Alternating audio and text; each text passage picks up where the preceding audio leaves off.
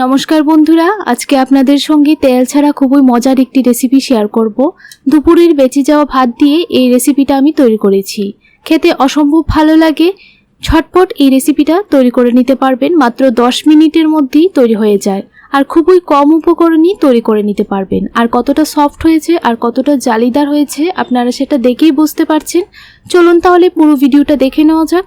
একদম স্কিপ না করে পুরো ভিডিওটা দেখার অনুরোধ রইল।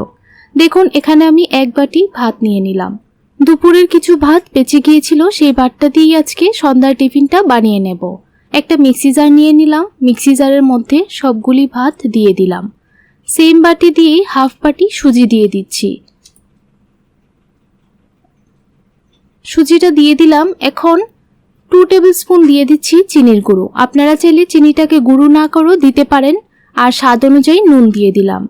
হাফ চামচ দিয়ে দিলাম বেকিং সোডা। এখন অল্প পরিমাণ জল দিয়ে দিচ্ছি যেন ব্যাটারটা স্মুথভাবে তৈরি হয়ে যায়। এখন ঢাকনাটা লাগিয়ে একটা স্মুথ একটা ব্যাটার তৈরি করে নেব। ভালো করে ব্যাটারটা তৈরি করে নিতে হবে। দেখুন, একটা স্মুথ ব্যাটার আমি তৈরি করে নিয়েছি।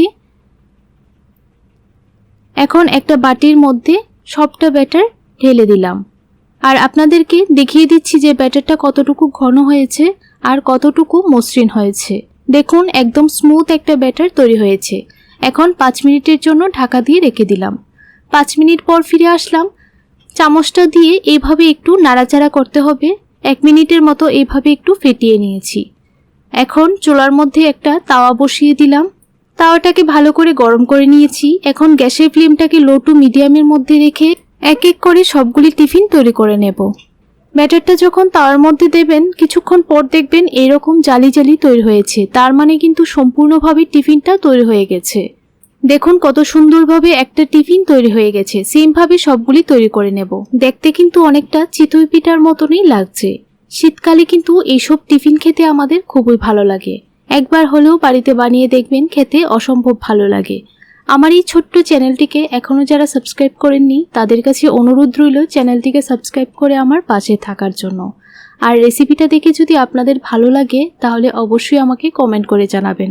দেখুন কতটা জালিদার তৈরি হয়েছে আর কতটা সফট হয়েছে। আপনাদেরকে একটা পিঠা ছিঁড়ে দেখিয়ে দিচ্ছি। দেখুন বন্ধুরা, কতটা সফট হয়েছে আপনারা দেখেই বুঝতে পেরেছেন। আর কতটা সহজে তৈরি করে নেওয়া যায় পুরো রেসিপিটা দেখার পর আশা করি বুঝে গেছেন। তাহলে আজকের জন্য এতটুকুই। দেখা হচ্ছে নতুন আরেকটি রেসিপিতে।